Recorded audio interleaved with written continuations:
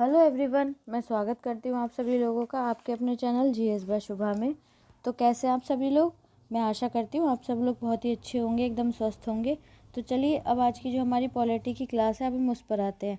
सो जैसे आप लोगों को पता ही है, पॉलिटी में हमारा जो टॉपिक चल रहा है वो अभी हमारा कौन सा टॉपिक चल रहा है, केंद्र राज्य संबंध यानी कि सेंटर स्टेट रिलेशंस। तो आज की हमारे इस टॉपिक की 18वीं क्लास है। ठीक है, अब तक जो भी जितनी भी क्लासेस नई हो चुकी हैं, जिन लोगों ने नहीं ली हैं, तो मेरी सभी से रिक्वेस्ट है प्लीज़ आप एक बार उन क्लासेस को ज़रूर कीजिएगा। चलिए अब आज की जो हमारा आज जो पढ़ने वाले हैं हम उस पर आते हैं। तो आपको पता ही है इस केंद्र राज्य संबंध के में हम क्या पढ़ रहे हैं, केंद्र राज्य संबंधों में जो प्रवृत्तियां हैं उनके बारे में हम पढ़ रहे हैं। तो लास्ट हमने पढ़ा था जो प्रशासनिक सुधार है, जो प्रशासनिक सुधार आयोग है वो क्या है, किस तरीके से क्या क्या सिफारिशें सरकार से की गई थी, सरकार ने क्या क्या मानी क्या क्या नहीं मानी, वो हमने पढ़ लिया था। ठीक है, तो अब उससे आगे का आज पढ़ेंगे हम। ठीक है, तो उससे आगे क्या आता है, उससे आगे आगे आता है राजमन्नार समिति। क्या आता है? राजमन्नार समिति। तो ये जो राजमन्नार समिति है ये क्या है, इसके बारे में हम जानते हैं डिटेल में। तो 1969 में 1969 में क्या हुआ, तमिलनाडु सरकार, कौन सी सरकार थी? डीएमके सरकार थी उस टाइम पे, ने डॉक्टर वीपी राजमन्नार की अध्यक्षता में केंद्र राज्य संबंधों की समीक्षा करने एवं राज्यों को स्वतंत्रता दिलाने के लिए संविधान में संशोधन के सुझाव देते हुए 3 सदस्य समिति का गठन किया गया। क्या हुआ 1969 में, जो तमिलनाडु की सरकार थी उस टाइम पर, तमिलनाडु में जो सरकार थी वो कौन सी थी? डीएमके सरकार थी। तो उन्होंने, कौन थे? डॉक्टर वीपी राजमन्नार थे। तो वो कौन थे? वो इस समिति के अध्यक्ष थे। तो उनकी अध्यक्षता में क्या हुआ, जो केंद्र राज्य संबंध है उनकी समीक्षा करने के लिए और राज्यों की जो स्वतंत्र राज्य जो हैं उनको स्वतंत्रता दिलाने के लिए संविधान में संशोधन करने का सुझाव दिया। देने हेतु क्या करा कि संविधान में संशोधन होना चाहिए, तो इसके लिए 3 सदस्य समिति का गठन किया गया। ठीक है, चलिए आगे क्या है, आगे इसमें बताया गया है इस समिति ने 1971 में तमिलनाडु सरकार को अपना प्रतिवेदन सौंपा। तो ये जो समिति थी फिर इसने 1971 के अंदर तमिलनाडु सरकार को अपनी प्रतिवेदन क्या कर की सौंपी। तो आगे इसमें क्या बताया गया है, आगे इसमें कहा गया है कि इस समिति ने केंद्र की एकात्मकता की प्रवृत्ति, जो केंद्रीकरण की प्रवृत्ति है, की समीक्षा की। तो इस समिति ने क्या किया कि केंद्र की जो एकात्मकता है, जो सेंट्रल की जो एकात्मकता है उसकी जो प्रवृत्ति है उसकी समीक्षा की। तो इनमें शामिल थे, तो इनमें क्या क्या बातें शामिल थी, तो उन बातों के बारे में जानते हैं। तो सबसे पहली बात क्या आती है कि संविधान में क्या है, या हम कह सकते हैं कि संविधान के वे विशेष प्रावधान जो केंद्र को विशेष शक्तियाँ प्रदान करते हैं। तो सबसे पहले वो थी कि जो संविधान है उसके कुछ विशेष प्रावधान है जो कि क्या करते हैं, जो केंद्र को विशेष शक्तियाँ प्रदान करते हैं, जो हमारे सेंटर है उसको विशेष शक्तियाँ प्रदान करते हैं। फिर दूसरा क्या आता है, केंद्र एवं राज्य दोनों में एकल पार्टी की सरकार। अब जो हमारा केंद्र है और जो राज्य है, जो स्टेट्स हैं, दोनों में क्या है, एकल पार्टी की सरकार। फिर अगला क्या था, राज्यों को संसाधनों की होने वाली कमी एवं इसके कारण केंद्र की सहायता पर उनकी निर्भरता। फिर अगला आता है कि जो राज्य हैं, राज्य को जो संसाधन है उनकी होने वाली जो कमी है और इसके जो कारण है, होने वाली जो भी कमी है ये कारण है, तो केंद्र की सहायता पर उनकी निर्भरता, मतलब जो केंद्र की हेल्प के केंद्र उनका हेल्प करेगा, केंद्र जो सेंटर है वो उनकी हेल्प करेगा, वो उन जो केंद्र पर डिपेंड होते हैं। ठीक है, एक ये था। फिर अगला क्या है, अगला आता है केंद्र नियोजन की संस्था एवं योजना आयोग की भूमिका। जो केंद्र है उसकी नियोजन की संस्था और साथ ही साथ जो योजना आयोग है उसकी भूमिका। फिर अगला क्या होता है, अगला आता है कि इस समिति की महत्वपूर्ण सिफारिश इस प्रकार है। अब ये जो समिति थी इसकी जो महत्वपूर्ण सिफारिशें थी, क्या क्या सिफारिशें थी, वो इस प्रकार से हैं। तो सबसे पहली सिफारिश क्या थी, एक अंतर्राज्य परिषद का गठन किया जाए। क्या किया जाए कि एक अंतर्राज्य परिषद का गठन किया जाए। दूसरी सिफारिश थी योजना आयोग का स्थान एक संविधि निकाय द्वारा लिया जाए। अब ये जो योजना आयोग है इसका स्थान एक संविधि, मतलब एक संविधान की जो विधि है उस निकाय द्वारा क्या किया जाए, उसको लिया जाए। फिर अगला क्या है, अगला आता है वित्त आयोग को एक स्थायी निकाय बना दिया जाए। अब जो वित्त आयोग है उसको क्या कर दिया जाए, एक स्थायी निकाय उसको बना दिया जाए। किसको? वित्त आयोग को। फिर अगला क्या आता है? अगला आता है अनुच्छेद 356, 357 और 365 जो राष्ट्रपति शासन से संबंधित है को पूर्णतः समाप्त कर दिया जाए। मतलब एक सिफारिश ये थी कि जो राष्ट्रपति शासन है उसको कम्प्लीटली खत्म कर दिया जाए, समाप्त कर दिया जाए। फिर अगला क्या आता है? अगला आता है जो राज्यपाल है, राज्यपाल के प्रसाद पर्याप्त राज्य मंत्री परिषद के पद धारित करने का जो प्रावधान है उसे समाप्त कर दिया जाए। अब जो राज्यपाल है तो राज्यपाल के जो प्रसाद पर्याप्त जो राज्य मंत्री हैं, जो राज्य मंत्री की जो परिषद है उसके पद को धारित करने से जो भी प्रावधान है करने का, जो धारण करने का, उसको जो भी प्रावधान बताया गया है उस प्रावधान को क्या कर दिया जाए, उसको खत्म कर दिया जाए, उसको समाप्त कर दिया जाए। ठीक है, चलिए आई होप इतनी बात आपको क्लियर हो गई होगी। चलिए आगे जानते हैं। आगे इसमें क्या है कि जो संघ सूची है और जो संवर्ती सूची है कि कुछ विषयों को राज्य सूची में हस्तांतरित कर दिया जाए। अब जो संघ सूची है और जो संवर्ती सूची है उनके कुछ विषयों को राज्य को दे दिए जाए। राज्य की सूची में जो राज्य सूची है उसमें उनको हस्तांतरित कर दिया जाए। नेक्स्ट आता है राज्यों को अवशिष्ट शक्तियाँ प्रदान की जाए। नेक्स्ट बात ये आती है कि जो राज्य हैं उनको कुछ अवशिष्ट शक्तियाँ कुछ अवशिष्ट शक्तियाँ प्रदान की जाएं।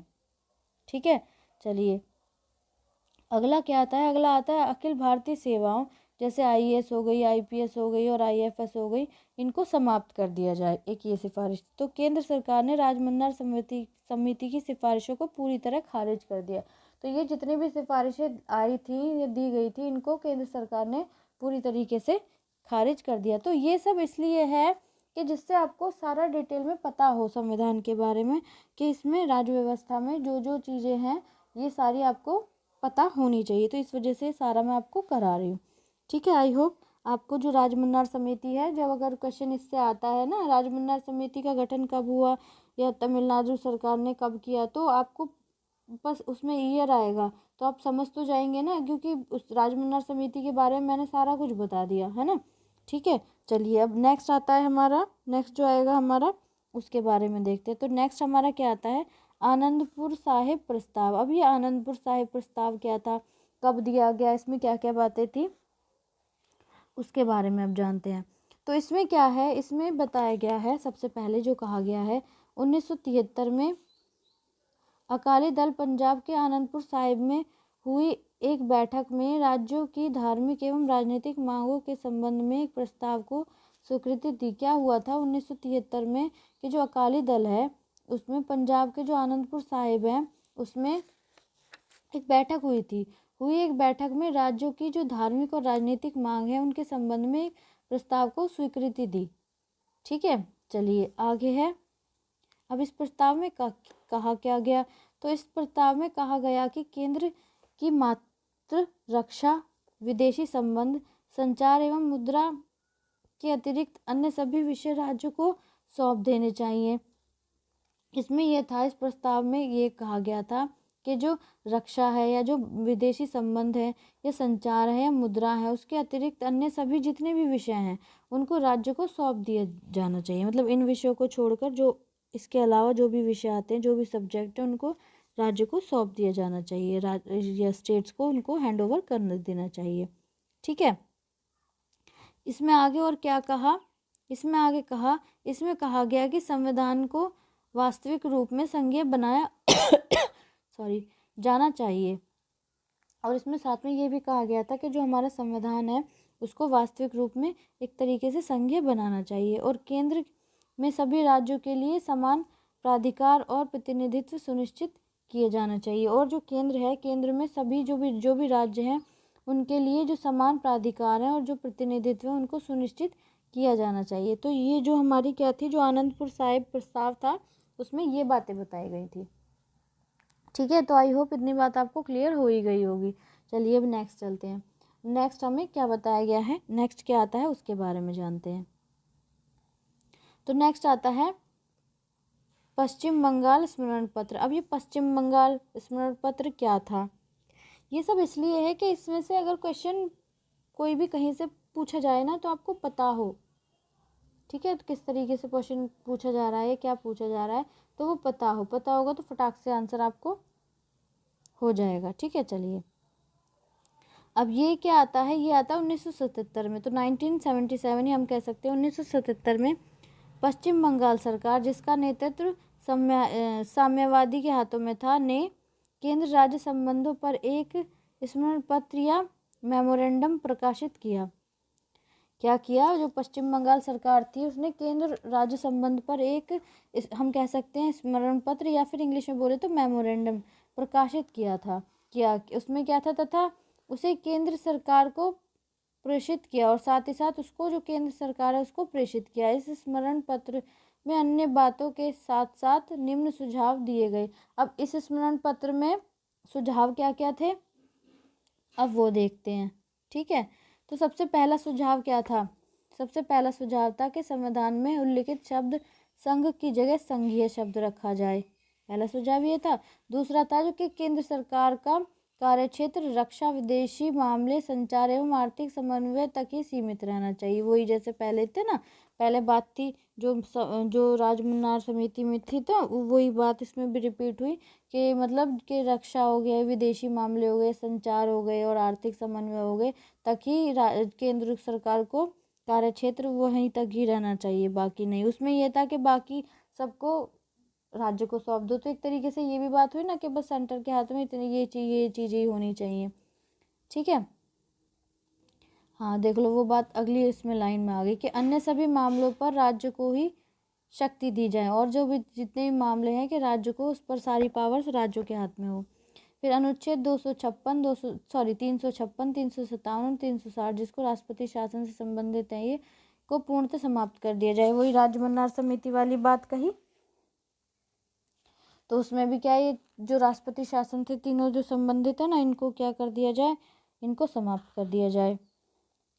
ठीक है, चलिए नेक्स्ट पॉइंट इसमें क्या आता है? नेक्स्ट पॉइंट आता है नए राज्यों के निर्माण एवं वर्तमान राज्यों के पुनर्गठन में राज्यों की सहमति अनिवार्य बनाई जाए। अब यदि कोई नया राज्य का निर्माण कर रही है संसद, या वर्तमान का कोई राज्य है उसमें कोई किसी तरीके का पुनर्गठन है, तो उसमें राज्य की सहमति आवश्यक हो, अनिवार्य बनाई जानी चाहिए। तो एक ये थी सिफारिश। ओके, चलिए नेक्स्ट क्या है? नेक्स्ट है कि केंद्र द्वारा प्राप्त समस्त राजस्व का 75% हिस्सा राज्य को दिया जाए। अब केंद्र ने जितना भी राजस्व, जितना भी टैक्स अर्जित किया है, तो उसका 75% किसको दिया जाए? राज्य को दिया जाए। एक ये बात हो गई। फिर अगली आती है कि राज्यसभा को लोकसभा के बराबर शक्तियाँ प्रदान की जाएँ। अगली बात है कि जो राज्यसभा है उसको लोकसभा के बराबर जो पावर्स हैं वो दी जाए, डिस्ट्रीब्यूट की जाए, प्रदान की जाए। ठीक है, चलिए नेक्स्ट क्या आता है? नेक्स्ट आता है केवल केंद्र एवं राज्य सेवाएं होनी चाहिए तथा अखिल भारतीय सेवाओं को पूर्णतः समाप्त कर दिया जाना चाहिए। मतलब जो सेवा होनी चाहिए वो केंद्र की सेवा हो या राज्य की सेवा हो, उसके अलावा जो अखिल भारतीय सेवाएं हैं उनको कम्प्लीटली खत्म कर दिया जाए। केंद्र सरकार ने इस ज्ञापन में दी गई मांगों को स्वीकार नहीं किया। अब केंद्र सरकार ने ऐसे ही राजमन्नार समिति की तरह ही इसमें इस जो ये स्मरण पत्र था पश्चिम बंगाल का, इसको भी, इसका जो ज्ञापन था इसको भी स्वीकार नहीं किया। ठीक है, तो आज के लिए इतना ही है। अब कल जो पढ़ेंगे हम, कल पढ़ेंगे सरकारी आयोग के बारे में, पुंछी आयोग क्या है उसके बारे में। मतलब ये जो आयोग है ना सब, ये क्या है, इनमें क्या क्या बातें बताई गई हैं। पुंछी आयोग फिर है, बहुत बड़ा है वो। उसके बाद फिर ये टॉपिक ख़त्म हो जाएगा। फिर हम अंतर्राज्य संबंध, या हम कह सकते हैं कि इंटर स्टेट रिलेशंस, इनके बारे में पढ़ेंगे कि जो इंटर स्टेट रिलेशंस है ना वो किस तरीके से हैं। फिर इमरजेंसी प्रोविजंस, मतलब धीरे धीरे अपना आगे सारे चैप्टर्स हम कॉन्स्टिट्यूशन के कंप्लीट करते चलेंगे। ठीक है, पॉलिटी के अंदर। तो आज की क्लास आपको कैसी लगी है आप प्लीज़ कमेंट में ज़रूर बताइएगा। आई होप क्लास आपको अच्छी लगी होगी। अगर अच्छी लगी है तो प्लीज़ क्लास को लाइक कीजिएगा और फिर और बच्चों तक भी शेयर कीजिएगा, ताकि और लोग भी चैनल से जुड़ सकें और डिटेल में जीएस पढ़ सकें। अगर आप इस चैनल पर नए हैं, पहली बार आए हैं, तो प्लीज़ चैनल को सब्सक्राइब ज़रूर कीजिएगा, वीडियो को लाइक भी कीजिएगा, बेल आइकन को प्रेस कीजिएगा, ताकि मैं जब वीडियो अपलोड करूँ तो आप लोगों तक नोटिफिकेशन आ जाए और आप लोग अपनी पढ़ाई को कंटिन्यू करते रहें। ठीक है, किसी का कोई भी सजेशन हो तो प्लीज़ आप कमेंट में बता सकते हैं। तो आज के लिए इतना ही है, अब मिलते हैं नेक्स्ट क्लास में। तब तक के लिए थैंक यू वेरी मच।